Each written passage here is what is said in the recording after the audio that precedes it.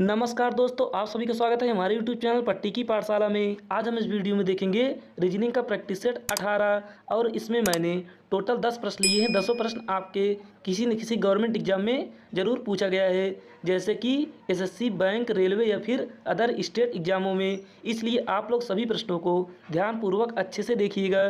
तो देखिए, यहाँ पर हमारे पास पहला प्रश्न दिया है, यदि एक्स वाई की बहन है, जेड वाई की माँ है, यम जेड का पिता है, यन यम की माँ है, तो यम का एक्स से क्या संबंध है। तो देखिए दोस्तों, यह हमारा रक्त संबंध पर आधारित प्रश्न है। तो देखिए, इसे हम कैसे आसानी से हल करते हैं। तो देखिए, यहाँ पर पहला क्या दिया है, यहाँ पर हमारे पास पहले लाइन में दिया है दोस्तों, एक्स वाई की बहन है। तो यहाँ पर हम बनाएंगे एक्स और यह वाई की बहन है। तो देखिए दोस्तों, यहाँ पर हमारे एक्स का जेंडर क्लियर है कि एक्स होगी महिला। तो यहाँ पर महिला को दर्शाएंगे हम गोले से, यानी कि वृत्त से। उसके बाद यहाँ पर वाई का भी जेंडर क्लियर नहीं है कि यह भाई है कि बहन है। अब उसके बाद आगे दिए दोस्तों, जेड वाई की माँ है। तो यहाँ पर जेड जो होगी वाई की माँ है, तो जेड होगी ऊपर, यानी कि वाई के ऊपर, और माँ है तो इसे दर्शाएंगे हम वृत्त से। उसके बाद फिर आगे दिए दोस्तों, यम जेड का पिता है। तो यहाँ पर जेड का पिता कौन होगा, यम होगा। तो यम होगा ऊपर। और देखिए, यहाँ पर पिता है तो यम का जेंडर क्लियर है, और अगर पुरुष है तो उसे दर्शाएंगे हम चतुर्भुज से, यानी कि वर्ग से। उसके बाद आगे दिए दोस्तों, यन यन यम की माँ है। तो देखिए, यन यम की माँ है तो यन होगी ऊपर, यानी कि यम के ऊपर। तो यहाँ पर हो जाएगी यन, और माँ है तो इसका भी जेंडर क्लियर है, यानी कि यह होगी महिला। इसे दर्शाएंगे हम वृत्त से। उसके बाद देखिए दोस्तों, अंतिम में हमसे, यानी कि आखिरी में हमसे क्या पूछा है, यम का यक्स से क्या संबंध है। तो देखिए, अगर यहाँ पर देखेंगे तो 2 पीढ़ी ऊपर चलना होगा। तो यहाँ पर अगर यक्स वाई की बहन है तो वाई या तो बहन होगी या फिर भाई होगा। लेकिन अगर वाई की माँ जेड है तो यक्स की माँ जेड होगी, और जेड के पिता यम है तो यहाँ पर यक्स के क्या लगेंगे, यम, यक्स के यम यहाँ पर लगेंगे नाना। तो यहाँ पर दोस्तों ऑप्शन नंबर सी हमारा राइट आंसर हो जाएगा, यानी कि सही उत्तर होगा। तो फिर चलिए दोस्तों, अगर आपको वीडियो अच्छी लग रही हो तो वीडियो को लाइक करिएगा, चैनल को सब्सक्राइब करिएगा, और अपने दोस्तों के पास ज़्यादा से ज़्यादा शेयर करिएगा। तो देखिए, यहाँ पर अब दूसरा प्रश्न क्या दिया है, यहाँ पर हमारे पास दूसरा प्रश्न दिया है, एक सुबह उदय और विशाल एक चौराहे पर आमने सामने बात कर रहे थे। यदि विशाल की छाया उदय के ठीक बाईं ओर थी तो उदय का मुख किस दिशा में था। तो देखिए दोस्तों, यहाँ पर हमारे पास क्या दिया है, यहाँ पर हमारे पास दिया है, एक सुबह उदय और विशाल एक चौराहे पे आमने सामने बात कर रहे थे। तो देखिए, हम बनाएंगे एक चौराहा। चौराहा किसे कहते हैं, जिसके बीच में, यानी कि जिसके बीच में चारों तरफ सड़क हो। तो यहाँ पर एक पूरब की ओर, एक पश्चिम की ओर, एक उत्तर की ओर, और एक दक्षिण की ओर, यानी कि यह हो गया हमारा चौराहा। और यहाँ पर उदय और विशाल आमने सामने बात कर रहे हैं। तो देखिए दोस्तों, यहाँ पर सुबह, यानी कि सुबह के समय क्या, सूरज हमारा किस साइड होगा, सुबह के समय हमारा सूरज होगा पूरब की ओर, क्योंकि सूरज पूरब से निकलता है। तो यह हो गया हमारा सूर्य, यानी कि यह हो गया दोस्तों हमारा सूर्य। तो देखिए दोस्तों, यहाँ पर सूरज हमारा पूरब के साइड से निकलता है, तो यहाँ पर हम बनाएंगे पूरब में सूरज को। उसके बाद देखिए दोस्तों, आगे क्या दिया है, आगे दिया है कि आमने सामने बातें कर रहे थे तो यदि विशाल की छाया उदय के ठीक बाईं ओर। तो देखिए दोस्तों, उदय को कहाँ पर बैठाएं कि उसकी छाया बाईं ओर पड़े। तो देखिए, यहाँ पर हम अगर उदय का मुंह ऊपर की ओर, यानी कि उत्तर की ओर करेंगे, तो यहाँ पर हम उदय को बैठाएंगे तो इसकी छाया किस साइड बनेगी, इसके बाएं ओर, क्योंकि अगर सूर्य का प्रकाश दाहिनी ओर पड़ेगा तो छाया बनेगी बाईं ओर। उसी प्रकार से विशाल अगर उसके आमने सामने है तो ऊपर हो जाएगा विशाल। तो यहाँ पर हम बनाएंगे विशाल को। तो देखिए दोस्तों, अब हमसे प्रश्न में पूछा क्या है, आगे प्रश्न में पूछा क्या है, आगे हमसे प्रश्न पूछा है कि उदय ठीक बाईं ओर थी तो उदय का मुख किस दिशा में था। तो देखिए, उदय का मुंह हमें बताना है कि किस दिशा में है। तो देखिए, विशाल का मुंह अगर नीचे की ओर है तो दक्षिण दिशा में है, और उदय का मुंह ऊपर की ओर है तो यह उत्तर दिशा में है। तो यहाँ पर हमारा ऑप्शन नंबर सी राइट उत्तर होगा, यानी कि उत्तर की साइड। तो चलिए फिर दोस्तों फिर अब हम देखते हैं प्रश्न संख्या 3 को। तो देखिए तीसरा प्रश्न यहाँ पर क्या दिया है।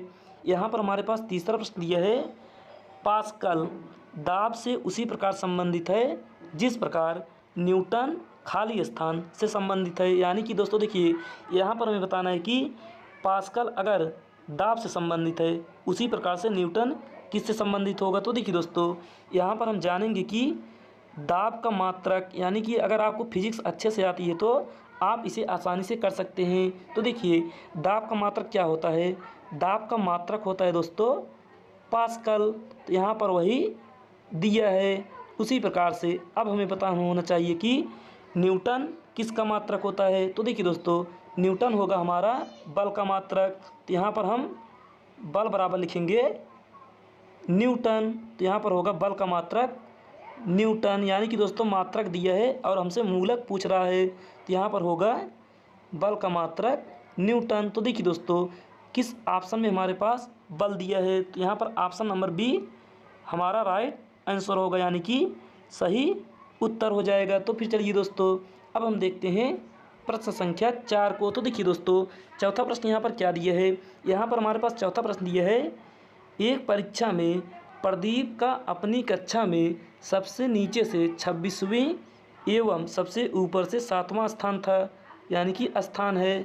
तो उसी कक्षा में कुल कितने विद्यार्थी हैं। तो देखिए दोस्तों 26वीं यानी कि 26 नंबर पर उसका नीचे से स्थान था और 7 नंबर उसका ऊपर से स्थान था। तो देखिए दोस्तों यहाँ पर हम एक इसका यानी कि रैंकिंग का एक फार्मूला होता है दोस्तों, वह जो हर जगह काम करता है। तो देखिए दोस्तों यहाँ पर हम लिखेंगे टोटल संख्या यानी कि कुल विद्यार्थी बराबर लेफ्ट प्लस राइट माइनस 1।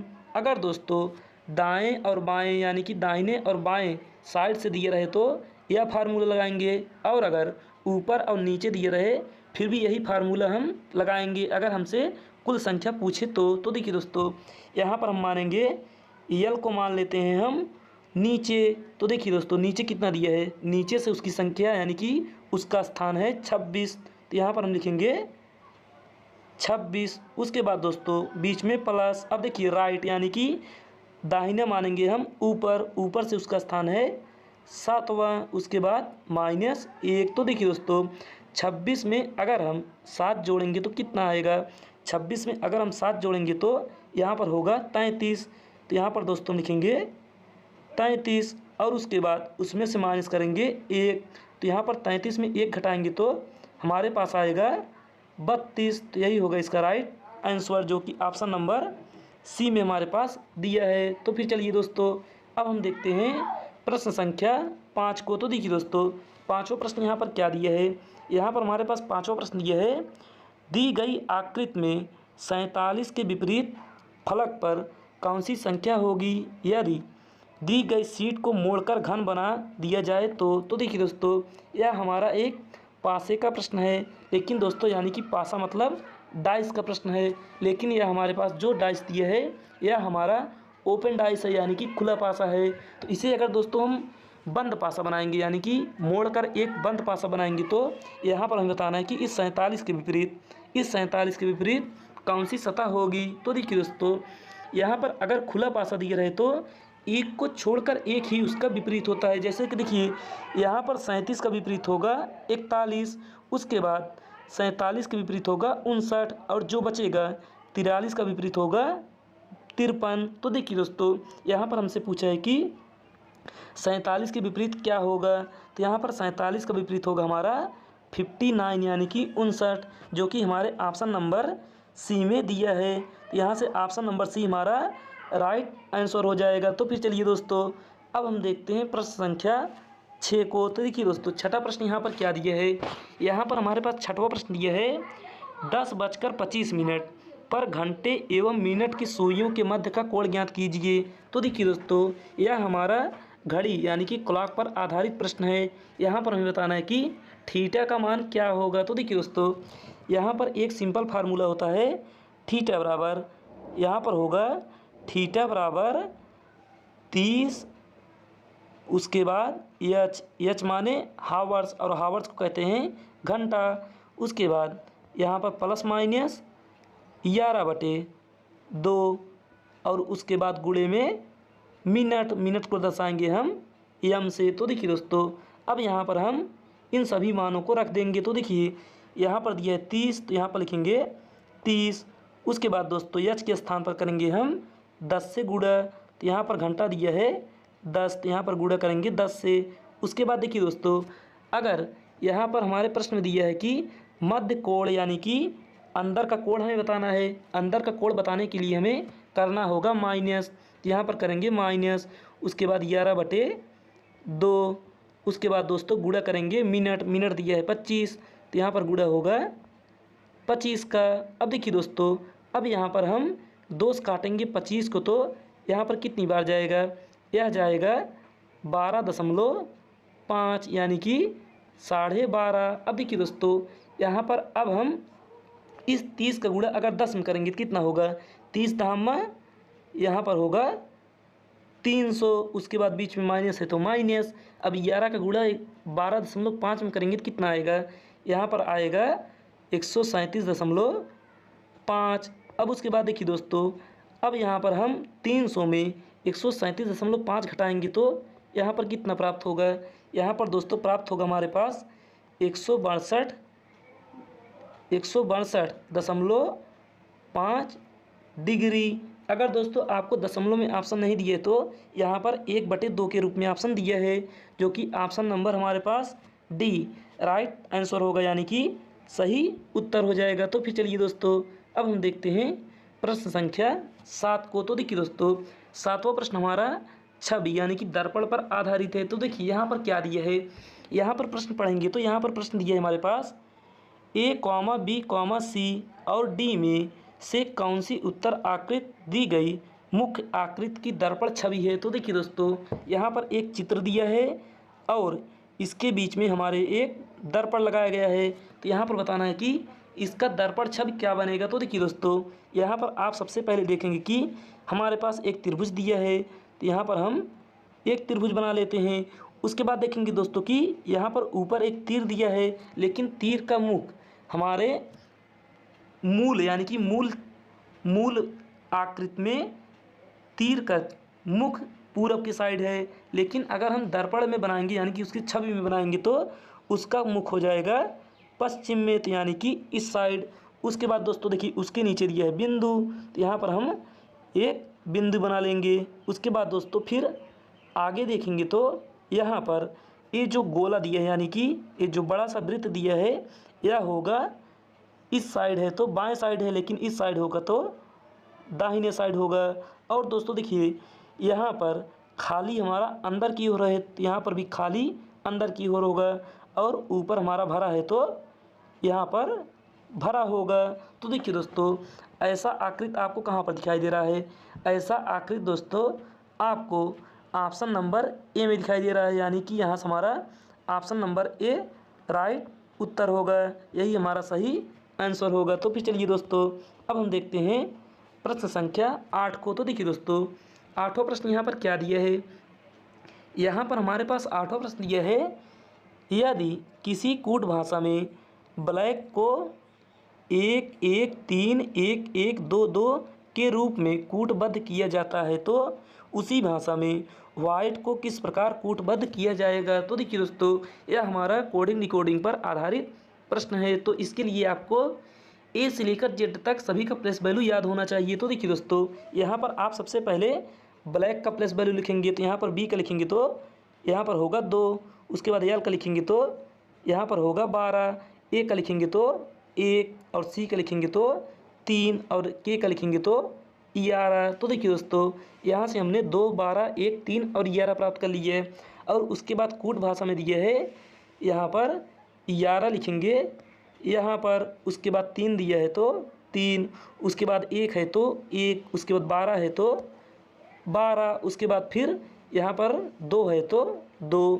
तो देखिए दोस्तों इसमें क्या नियम लागू किया गया है, तो देखेंगे कि यहाँ पर हम हमारे पहले लाइन में यानी कि ऊपर वाले लाइन के पहले लेटर का संबंध नीचे वाले लाइन के अंतिम लेटर से है, तो यहाँ पर दोस्तों इसका संबंध इससे है और दूसरे का संबंध यहाँ पर 5वें से है। उसके बाद 1 का संबंध 1 से, फिर यहाँ पर 3 का संबंध 3 से और 11 का संबंध 11 से। उसी प्रकार से दोस्तों अब हम इस वाइट का लिखेंगे। तो देखिए दोस्तों वाइट का सबसे पहले हम प्लेस वैल्यू लिखेंगे। तो यहाँ पर W का होगा दोस्तों यहाँ पर 23, H का होगा 8 और I का होगा 9 और T का होगा 20 और E का होगा 5। अब देखिए दोस्तों यहाँ पर हमारे पास जो ऊपर नियम लागू हुआ था वही हम नीचे लगाएंगे। तो देखिए पहले लेटर यानी कि पहले लाइन का पहला लेटर दूसरे लाइन के अंतिम लेटर में लिखेंगे। तो यहाँ पर होगा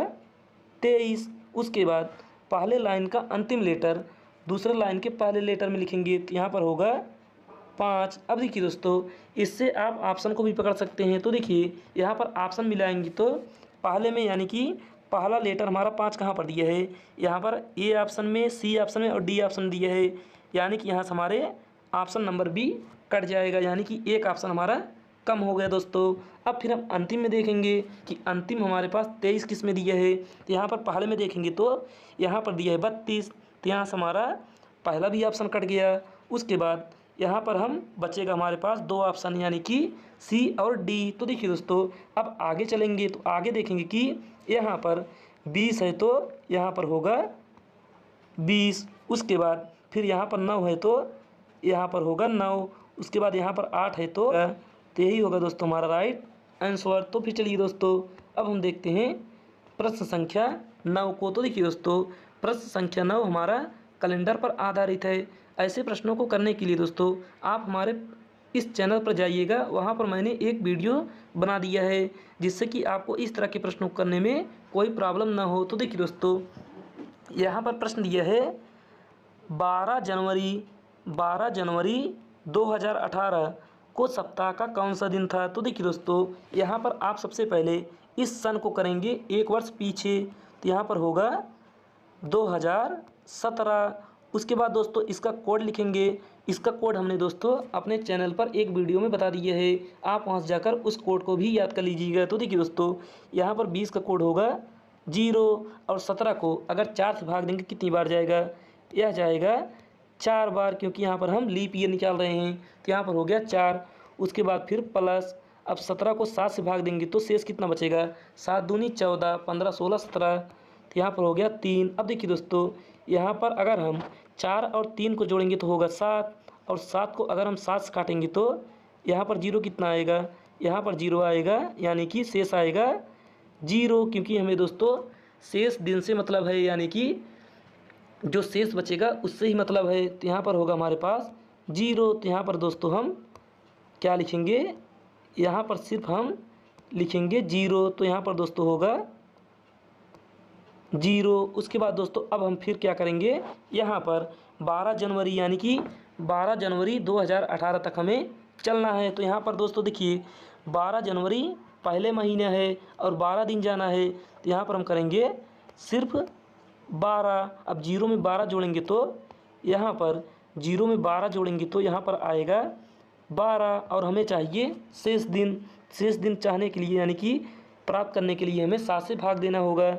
7 से भाग देंगे तो शेष कितना बचेगा, शेष यहाँ पर बचेगा हमारे पास 5। और 5 किसका होता है, यानी कि 5 किसका दिन होगा, सोमवार, मंगलवार, बुधवार, गुरुवार और शुक्रवार, यानी कि 5 होगा हमारा फ्राइडे, जो कि ऑप्शन नंबर बी में दिया है। तो यही होगा इसका राइट आंसर दोस्तों। तो फिर चलिए दोस्तों अब हम प्रश्न संख्या 10 को देखेंगे। तो देखिए दोस्तों 10वां प्रश्न यहाँ पर क्या दिया है, यहाँ पर हमारे पास 10वां प्रश्न क्या दिया है, यहाँ पर दोस्तों 10वां प्रश्न दिया है दिए गए चित्र में लुप्त पद है। तो देखिए दोस्तों यहाँ पर हमें बताना है कि इस प्रश्नवाचक चिन्ह के स्थान पर कौन सी संख्या होगी। तो देखिए दोस्तों आप यहाँ पर देखेंगे कि आपके बीच में, यानी कि यहाँ पर बीच में बड़ी संख्या दी है और बाहर छोटी संख्या दी है। तो देखिए दोस्तों यहाँ पर इन छोटी संख्या में ऐसा क्या नियम लगाएं कि हमारे पास यह बड़ी संख्या प्राप्त हो जाए। तो देखिए दोस्तों यहाँ पर देखेंगे कि 14 और 7 दिया है। इस 14 और 7 को जोड़ेंगे कितना होगा, 14 और 7 को जोड़ेंगे तो यहाँ पर होगा 21। अब इसी 21 का करेंगे हम स्क्वायर, तो 21 का स्क्वायर करेंगे कितना होगा, 21 का स्क्वायर करेंगे तो यहाँ पर होगा 441। अब देखिए दोस्तों, यहाँ पर हमें प्राप्त करना है 420। तो देखिए इसी 21 को हम इस 441 में करेंगे माइनस, तो यहाँ पर इसे माइनस करेंगे तो यहाँ पर होगा 420, जो कि यहाँ पर दोस्तों दिया है। अब इसी प्रकार से अब हम यहाँ पर 8 और 11 को जोड़ेंगे, तो 8 और 11 को जोड़ेंगे कितना होगा, 8 और 11 को जोड़ेंगे दोस्तों तो होगा 19। अब देखिए दोस्तों, इस 19 का हम क्या करेंगे, इस 19 का दोस्तों हम करेंगे स्क्वायर, तो इस 19 का स्क्वायर करेंगे कितना आएगा दोस्तों, यहाँ पर 19 का स्क्वायर करेंगे तो हमारे पास कितना प्राप्त होगा, यहाँ पर दोस्तों 19 का स्क्वायर आप करिएगा तो यहाँ पर आपको कितना प्राप्त होगा, यहाँ पर दोस्तों आपको प्राप्त होगा 361। तो यहाँ पर लिखेंगे 361। उसके बाद देखिए दोस्तों, यहाँ पर दिया कितना है, यहाँ पर दिया हमारे पास 380। तो देखिए दोस्तों, इस बार यहाँ पर ज़्यादा दिया है, तो यहाँ पर क्या करेंगे, यहाँ पर इसी 19 को हम करेंगे प्लस। तो यहाँ पर दोस्तों 19 जोड़ेंगे तो 361 में अगर 19 जोड़ेंगे तो यहाँ पर होगा 380, जो कि यहाँ पर अंदर 380 दिया है। तो देखिए दोस्तों, एक बार हमने माइनस किया, उसके बाद प्लस किया, अब फिर यहाँ पर हम माइनस करेंगे। तो देखिए 15 में 8 जोड़ेंगे, सॉरी दोस्तों 15 में 3 जोड़ेंगे कितना होगा, यहाँ पर 15 में अगर हम 3 जोड़ेंगे तो कितना होगा, 18 होगा। और दोस्तों इसी 18 का अगर हम स्क्वायर करेंगे तो कितना आएगा, 18 का स्क्वायर होता है दोस्तों यहाँ पर 324। तो इसका स्क्वायर करेंगे तो यहाँ पर होगा 324। लेकिन दोस्तों देखिए इस बार हम क्या करेंगे, पहले हमने किया था माइनस, उसके बाद प्लस, अब फिर करेंगे माइनस, क्योंकि यहाँ बीच में 306 दिया है। तो यहाँ पर दोस्तों अगर हम 324 में 18 माइनस करेंगे तो यहाँ पर आएगा 306। तो यही यहाँ पर दोस्तों हमारे बीच में, यानी कि बीच में दिया है। उसके बाद अब हम यहाँ पर दोस्तों वही नियम यहाँ पर भी लगाएंगे। लेकिन दोस्तों देखिए यहाँ पर पहले हमने माइनस किया, उसके बाद प्लस, फिर माइनस, अब यहाँ पर हम करेंगे प्लस। लेकिन देखिए दोस्तों, आपको सबसे पहले यह जानना होगा कि 552 किसके नज़दीक आएगा। तो देखिए दोस्तों, 552 किस संख्या का स्क्वायर करें कि उसके नज़दीक हो जाए। तो देखिए दोस्तों, आप अगर 23 का स्क्वायर करते हैं तो कितना होगा, 23 का स्क्वायर करेंगे तो होगा 529।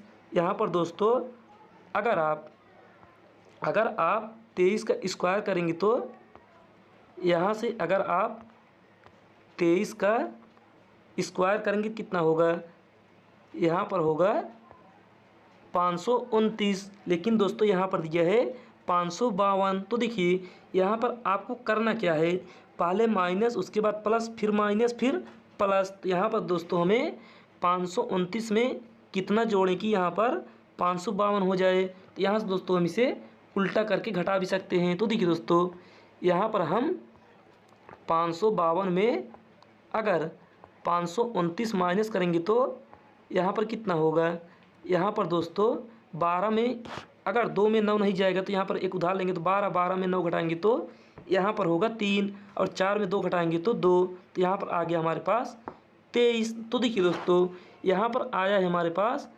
23 और यहाँ पर दिया है 6।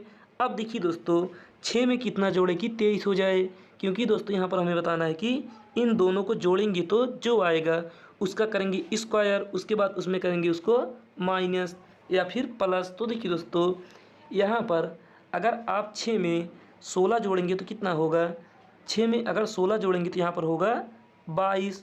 उसके बाद यहाँ पर हमें ज्ञात करना है 23। उसके बाद दूसरा ऑप्शन देखेंगे तो यहाँ पर दिया है 18, और 6 में 18 जोड़ेंगे तो यहाँ पर होगा 24। उसके बाद तीसरा ऑप्शन दिया है 6 में 17 जोड़ेंगे तो यहाँ पर होगा 23, जो कि हमें वही प्राप्त करना था। तो यानी कि ऑप्शन नंबर सी हमारा राइट उत्तर होगा। तो फिर चलिए दोस्तों, वीडियो अच्छी लग रही हो तो वीडियो को लाइक करिएगा, चैनल को सब्सक्राइब करिएगा और अपने दोस्तों के पास ज़्यादा से ज़्यादा इस वीडियो को शेयर करिएगा दोस्तों। तो फिर चलिए आज के लिए बस इतना ही, धन्यवाद।